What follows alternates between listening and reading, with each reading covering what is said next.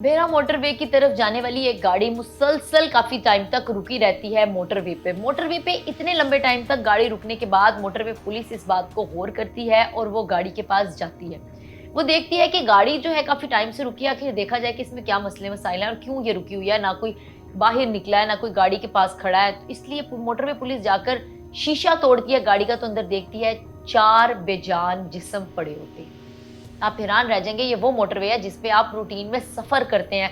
Motorway जिसमें आपको पता ही नहीं कि जानों को खतरा है, आप रूटीन में सफर कर रहे होते हैं। आखिर किस तरह और क्या हुआ? इन 4 बेजान जिस्मों को मोटरवे पुलिस जो है अस्पताल पहुंचाती है ताकि तहकीकात कर ली जाए कि क्या इनमें से कोई बच जाएगा, ये बेहोश हैं या कोई और वजह है।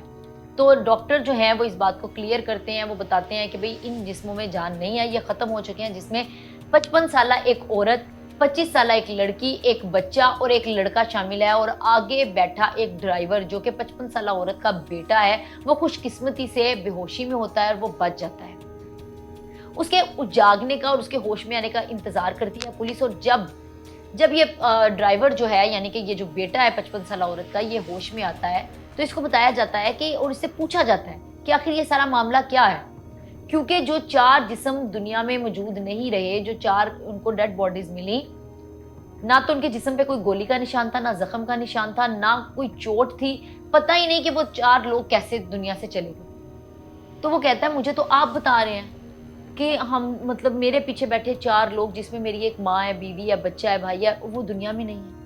हम तो लाहौर से इस्लामाबाद की जानिब सफर कर रहे थे कि रास्ते में हमें भूख या प्यास महसूस होती है और हम उतर कर एक बेकरी से जूस और पैटिस लेते हैं, जिसके खाने के बाद ये बेड़ा मोटरवे पे आके मेरी माँ जो है वो मुझे कहती है कि मेरा दिल घबरा रहा है, थोड़ी देर के लिए गाड़ी रोको। मैं गाड़ी रोकता हूँ तो अब मैं होश में आई हूँ, मुझे पता ही नहीं।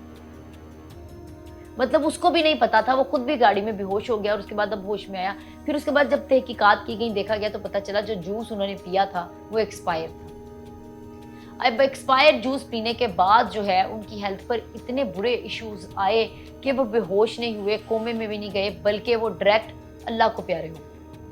फिर उसके बाद जो है अब कहा जा रहा है कि अब इसकी तहकीकात की जाएंगी, बेकरी में जाकर जो है इसकी तहकीकात की जाएंगी, उसको गिरफ्तार किया जाएगा, या उसके बाद जो कंपनी है उस कंपनी को जो है पकड़ा जाएगा। वहां पर जो है जो भी इन्होंने कार्रवाई करनी है वो की जाएगी। लेकिन सवाल ये है कि फूड अथॉरिटी वाले देख रहे हैं कि पिछले कई महीनों से जो है ये वाकयात हो रहे हैं।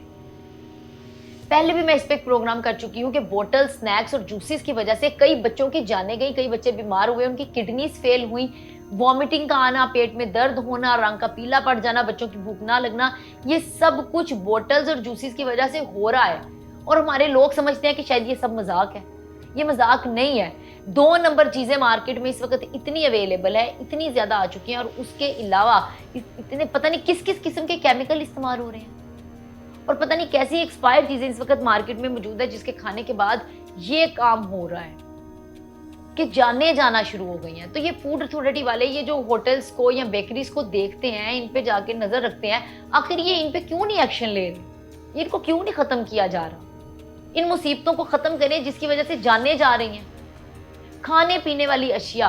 और ये जो लोग जिनको पता भी चल रहा है, इतने मतलब खबरें आ रही हैं, सामने आ रहा है, पता चल रहा है कि बोतल जूसेस इस वक्त जानलेवा साबित हो रहे हैं, स्नैक्स जो हैं वो जानलेवा साबित हो रहे हैं, वो फिर भी बाज नहीं आ रहे लोग खाने पीने से।